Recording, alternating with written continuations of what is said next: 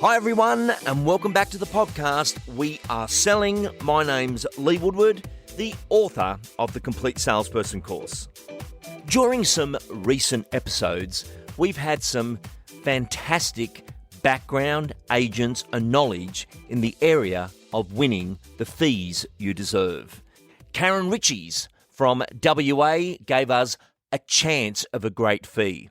And that's when she discussed her base fee of 2.2 and her incentive fee of 3.2, and the owner gets that opportunity to choose. But the power is a chance of a great fee. Also on the program, I've done some of the technique work from the Complete Salesperson course, such as fees 1, 2, 3, which is where we bring up the fees to the owner. They never have to ask us, what is your fees?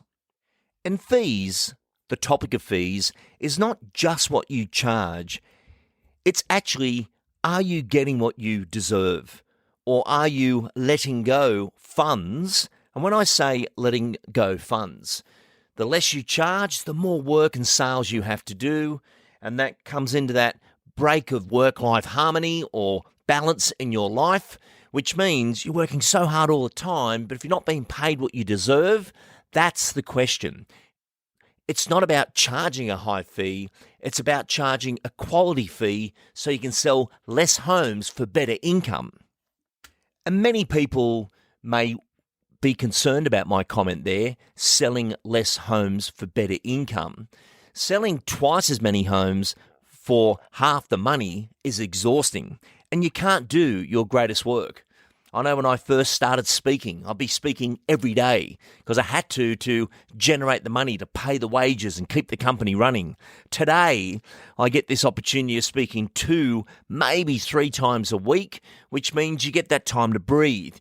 You get that time to reinvest back in what you're doing and do a better job and not just run at full ball, full pace all the time.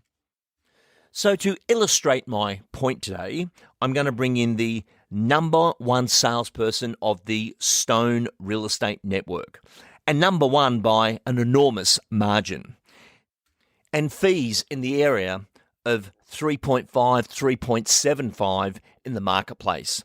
And I say that as a moment of quality and energy, that to actually get that across for someone to understand with clarity why they would invest in the agent at that level. It can't just be smokes and mirrors and props. It's got to be true skill, true energy, and the results, and how you explain and get that feeling across to your consumer. And when you look at this topic, you can only look at it in one way. Show me someone who's doing the fees at that level, and let me take a reflective look of what is the difference in what they do and say, and that skill level that they've achieved over a period of time. And as I've said in a couple of episodes in the last few weeks, negotiation is about energy. And not that you're pumped and you're up, but your energy and your skill. And if you can showcase your energy in the marketplace due to your more skillful, that's when it's very hard to compete against an absolute professional. Let's cross to today's interview. Joining me is Tristan Rowland. Tristan, welcome to the program. Good morning, good afternoon, or good evening, whatever time you're listening to this at. Tristan, out of all the real estate agents I've ever met, you probably need the least visuals as you have a way of communicating through to the owner why they should go with this team, with this company, and all the wonderful people you engage to work on the property as a team-based business.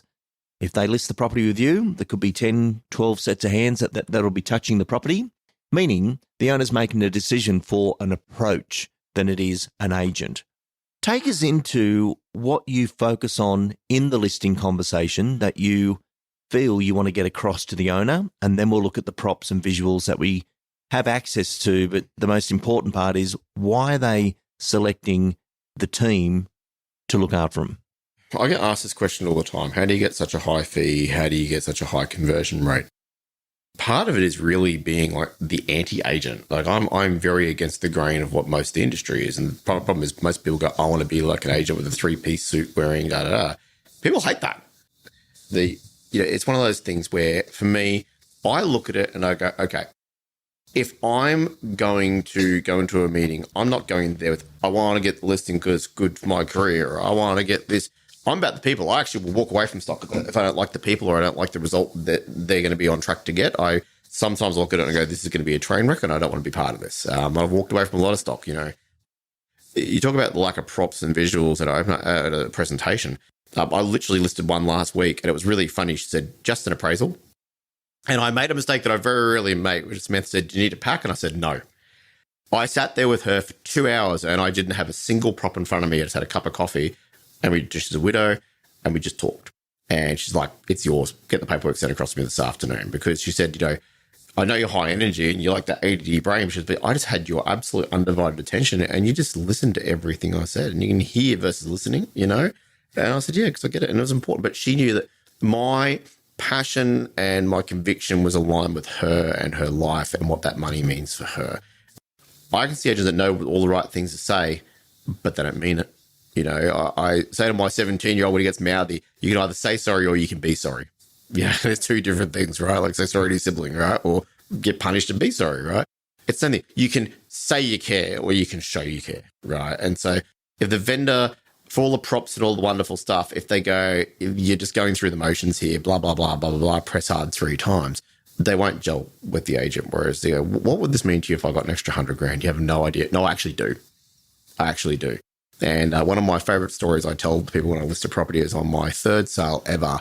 I was doing a deal on Boxing Day and I don't forget, signing the contract and it was $510,000 and the underbuyer rings me up and he goes, I want to increase my offer for $480,000. I went, of course you do. He goes, I want to go to $550,000. I went, of course you do.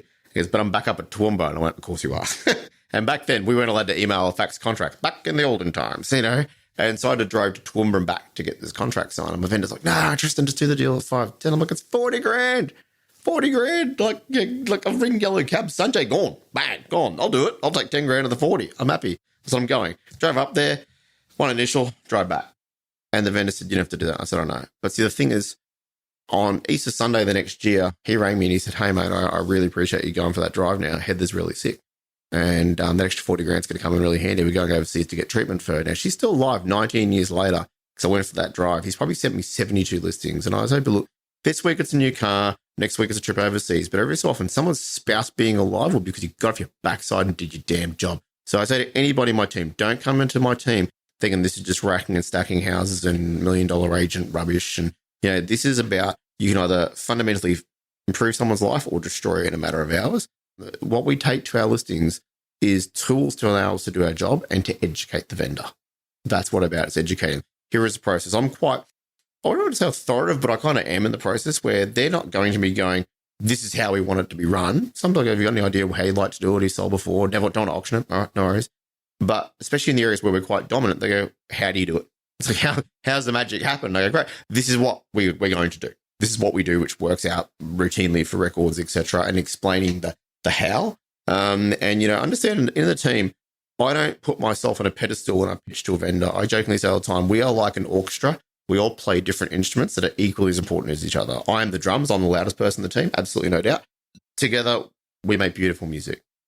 And if we don't do our parts completely, you'll notice the drums are missing or you'll notice that the trumpets are missing. So you're just as equally important and appreciate the vendor's going to look at you like that and go, okay, so they really are the big part, whether it's the photo shoot with Tom, etc., or whether it's the building and pest report with Kate.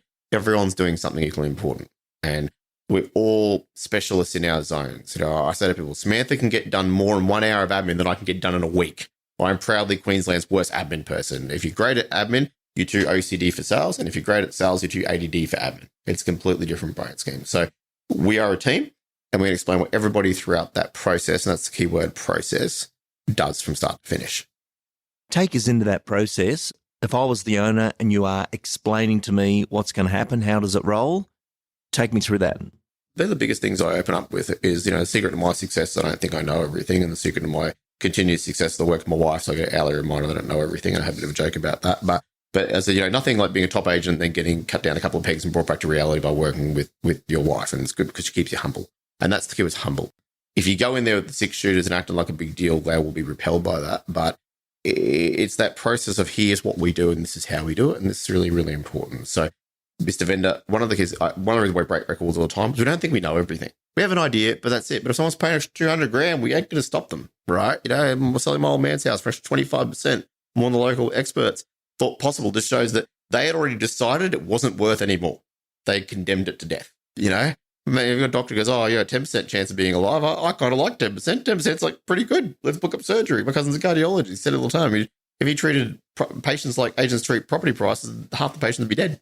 So have a red hot crack. You owe it to the vendor, especially they're going to give you $5,000 of marketing. You have $5,000 of the belief and effort to go and get that money back in buyers, right? And service them properly. I get really cranky when I see vendors spend good money on marketing and the agent doesn't answer their phone, doesn't do midweeks. It's atrocious, in my opinion. Mr. Vendor, I'm not going to put a price on it for the first week. Now, whether it's an auction or private treaty, same rule, because we don't know it all. The problem is, and the two biggest variants are whether the property is in that circle of hurt for the buyer, being close to family, or their time pressure, whether it's have to buy long or have to buy quick. There's a 20% variant in the price on the buyer spectrum. So how can you say it's going to go from for A to B, right? When I sold my dad's house, my mum said, what are we going to get for it? My answer was simple. I'll tell you after the first open home. Till then, I have no idea. Never sold in the area. Don't know any of the buyers. Don't know what Facebook's going to yield for us. I'll tell you after the first open. And then I had a pretty good idea and a pretty good feel. But, running through that process, before we even go to market though, Mr. Vendor, we're going to get the building and pest done. So we're not going to have any headaches and no nasty surprises along the way. We're going to go and get all the photos done. We're going to have a proper full-time ad writing specialist who's going to come in here and he's going to do your ad and he's going to make sure the photo shoot pops. And that level of care. Now, if you ever attend a photo shoot, and this is Tom's primary role, don't just turn up and go, okay, photographer, point and shoot. Think about what you can do. I didn't even ask my photographer to do a drone yesterday, but he thought this is too close to the beach not to do it. So he threw the drone up and got a great shot for me. That's that level of care because he knows that's his entire family's livelihood. And it's interesting, that photographer had to sell a property in Kelvin Grove. I was the only agent he called. He works with a lot of agents, but he said the care factor is high and your negotiations off the chart. So that level of care, he said, you're the only one that says full-time ad writer out with me to the photo shoots because I could send him out by himself and I think he'd do okay. But if you miss that one photo, that one hero shot, it can be 10%. The amount of times Tom comes, if I come skipping back into the office, there's normally the contract in my hand or a really good pharmacist going, yeehaw. Tom comes skipping back in. It's like, I got a city view that we didn't know we had. And the vendor goes, how good are you guys? Or we got a Stradbroke view. We came back in the other day. We've got sand dunes at Tangalooma. I didn't know that property could get that. And that's that level of care. Just take an extra couple of minutes. When I pitch for a property, before I go out there, I go, what's unique about this place? What's special about this place? What can be more than just, it's another townhouse. It's another this, and when you take that extra 2 or 3 minutes to sort of meditate on it before you go out, people get the level of care. You're not just going through the motions, right? So, Mr. Vendor, we're going to do all these things. We have those 5 stages through the process. So one is secure. I'm going to secure the buyer. I'm going to start ringing people straight away. We're going to secure the building inspector, secure the photographer, secure the stylist. The next stage from there is creative, get all the ad writing done, everything, get ready to go for launch. And then the final 2 stages are what I like to call capture and capitulation. So capture the market, get them in, and then the next one, get them up. Get them in, get them up. And vendors always laugh at that one. And sometimes it means we might put a price on it after a week or two. Sometimes it just means we're going to negotiate. We just had a property go on conditional yesterday. The buyer came in at 1.9 million on the knocker in the first week of the campaign. And the vendor was, what do you reckon? I said, he's our buyer, just not today.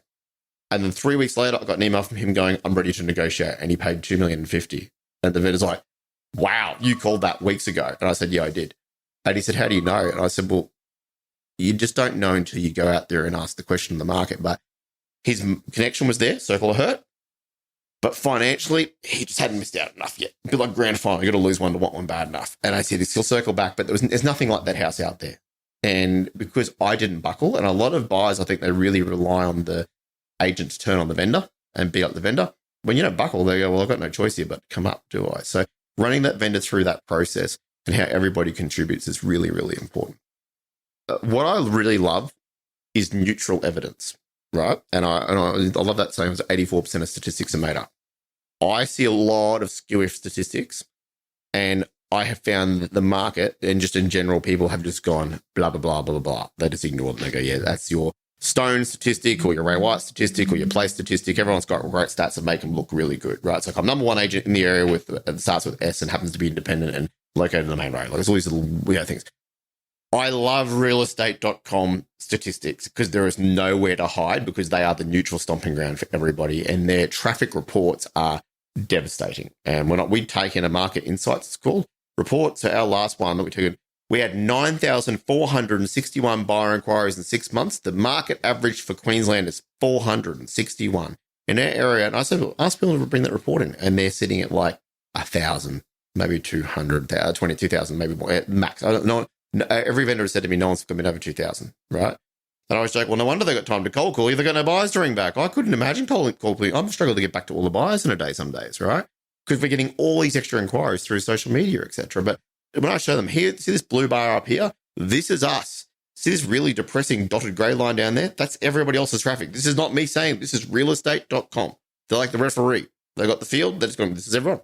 That's it. And there's nowhere to hide on that. And when you see those inquiries and you see the average days on market so much lower, again, realestate.com stat, there's nowhere to hide because it's the truth, right? So having that data there, having the data about how the buyers act and what they do and time on market, etc., and showing those realestate.com traffic reports for individual listings as well. Like that property at Daybury we were discussing before, I said to the vendor, look at this. This was in literally the first 2 days, the average in views was 121 views per day in the area. We had 7,000 in the first day, and they were like, oh my God. I'm like, these are the people you're missing out on because no one knows what Daybury is. Unless they know sausage rolls, right? The bakery's pretty good. But it's about making the invisible visible. I love how you say visible value. I say to owners all the time, tell me what you don't know without having to actually shown it or have someone tell you. Tell me what no other agents picked up on. I love saying that.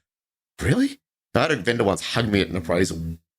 I said, oh, you got the zip tap extender. And he turned around and he hugged me. And I'm like, what? And he goes, you're the first agent of 5 to recognize that thing. I'm like, yeah, man, it's like $900. I've got one in my office because you put the water bottles underneath it. And he goes, this listing's yours. Because you're the only one. And he other people go, kitchen, walk past. Imagine walk past a Maserati and a Camry and you go, car.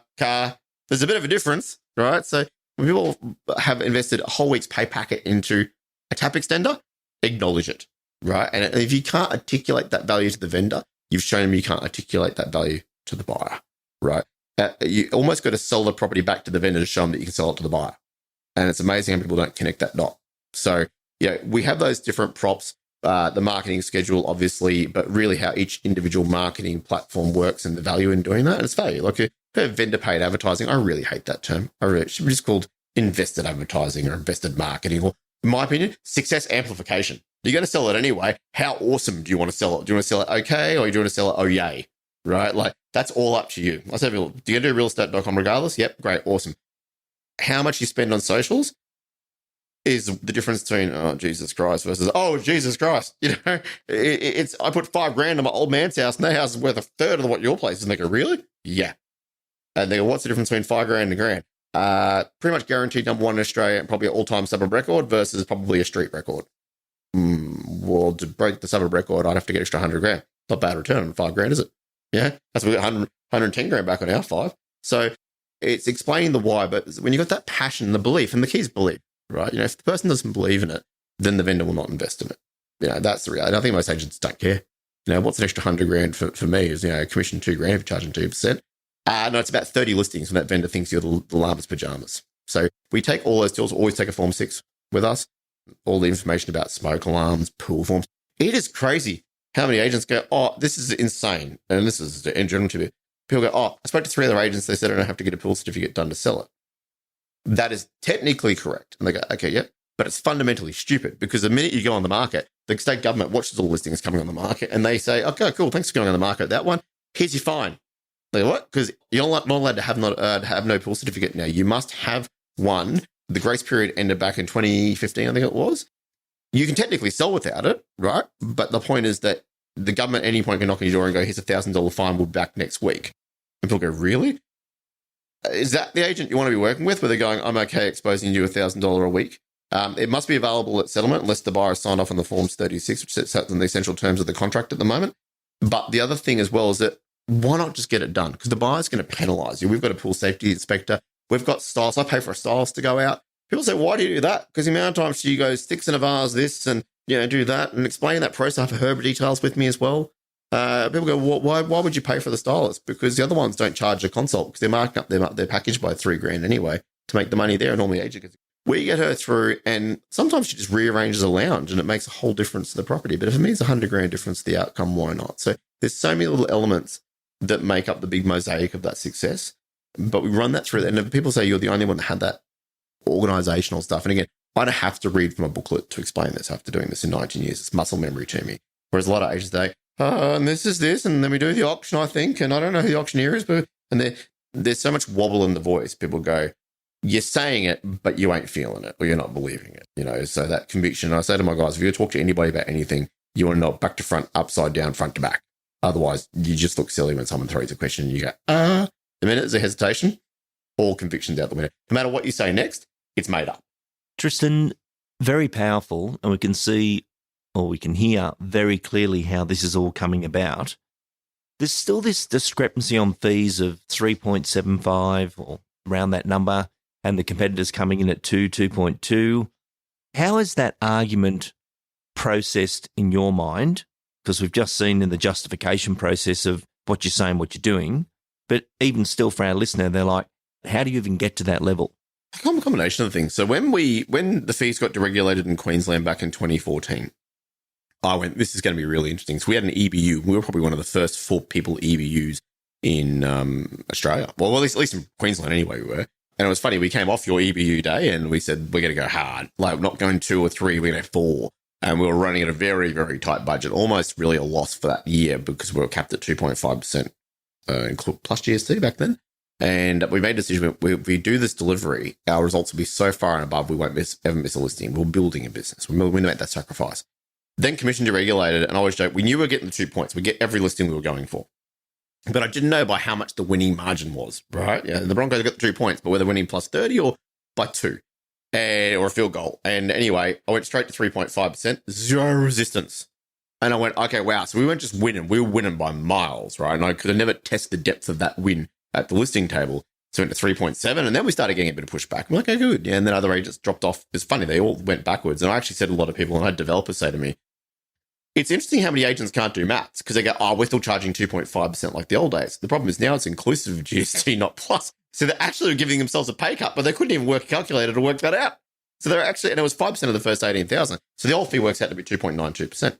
So all these people that have gone back to 2.5, 2.9, and because the average sale price in Queensland has exploded, people have gone, well, I don't need as much to get by, which is actually stupid because it cheapens what you do. Whereas I've maintained my fee, and I am very happy that the knockdowns in my area have gone from 500 to 1.3, 1.5, because I've enjoyed that growth. So we're doing very high fees still. But the reality is nothing changes the way we work, right? Skill sets sit the same. I've been rewarded by being a very dominant area for a very long time, but we've also expanded the team. We've upskilled the team. So I just find it such a self-cancelling statement when an agent goes, and I say to people, let me get this straight. They said, let me be the cheapest, and that's how I'm going to attract you as a customer, but I won't do the same thing to attract a buyer. Really? Really? For me and my family, I'll knock 20% off, but for you and your family, I won't. Really? Like, I'd just take insult if someone said that to me. You go, do you really think I'm that dumb? Like, no, it's the funniest way to challenge a vendor. You're not that stupid, eh? Like, what kind of idiot do they take you for? And they go, yeah, I haven't connected the dots yet, but I will. But no one wants to feel like an idiot. We can look seriously. Like, what a stupid comment to make. I'm just as good as them. That's why I'm going to try and undercut them by half their fee. They all know what I charge. Yeah, they all told me. Okay, great. So they know what we're delivering on the daily. They know what we're charging. And they're saying they're better, but then they're not even like 3.5. The agents that I find that actually get closest to me in a presentation are the ones that actually had to jump up into the 3s so they don't look silly against my fee. So, it's a case of what are you delivering for that? And like I said, someone said, the other agent said he's going to do what you do for 2%. I have not mastered the ability to turn up in 5 other places at once. And you know what? I can't do what they do in a week, in a day, because it's not my job. It's not my skill set. And I'm not a specialist in that area. So, and like I can tell them how the job off and I can match the other agent at 2% if you like. I'll have to give up all my sub records and all these things we've achieved. But, can I ask you a question? This is my favorite one. If you want to beat another agent on fee. Okay. So they've told you that that's their fee. What have they asked for a reward for effort or a reward for a spectacular result? What do you mean? So if they broke a sub record, which is what I'm on the mission to do here, what do they get for it? Nothing. So they've asked for no incentive whatsoever, no financial reward, remuneration for that. So if they smash it out of the park, they want nothing. No. So we've established that it's not going to go up. Okay. Whereas I'm saying I want it. And no one charges a fee, I earn it. I'm saying I'd like the chance to earn it. Second question. What's their penalty when they don't deliver and you realize you've appointed the wrong person? What's their consequence? I mean, if they absolutely butcher this, ruin your first 3 months on market, I've got to come in and pick up the pieces. Do they pay you 10 grand? Do they pay you 20 grand, 100 grand? Because that's probably the damage they're going to cause to the property. What's their penalty? What's their price of consequence for not delivering and talking big but delivering little? Or nothing. They live in a pretty good world, aren't they? There's no penalty for bad service, and there's also no reward for great service. So what are they going to do?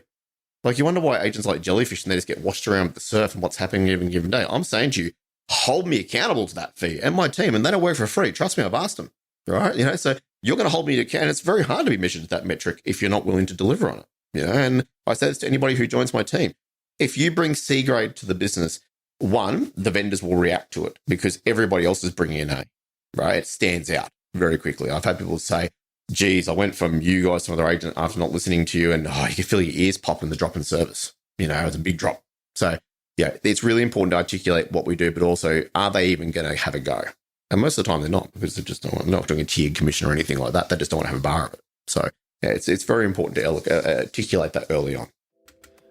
Well, Tristan Rowland, a fantastic interview. As before, we've had you on the program once before, and we're also looking forward to you joining us. I know you're going to be in the audience there at the Complete Salesperson course, the Hunter Valley. You went last year, you spoke, and I'm sure we can get you up again this year. Massive lineup of people coming to that particular event. It seems to be the one of the year that everyone selects to be that restart and reset, and that's going to be on the 18th and 19th of September, which is also going to be the book launch of Claiming Doors. So if you are considering your big learning event of the year, the Complete Salesperson course, Hunter Valley, would be the selection of choice. I've never seen such an incredible audience book in all at once, and I'm really looking forward to collaborating, delivering, going through the manual, but also everyone in attendance will get the latest book, Claiming Doors, and it's going to be a great event. I'm Lee Woodward. Thank you for joining us. I look forward to speaking to you next week on the podcast, We Are Selling.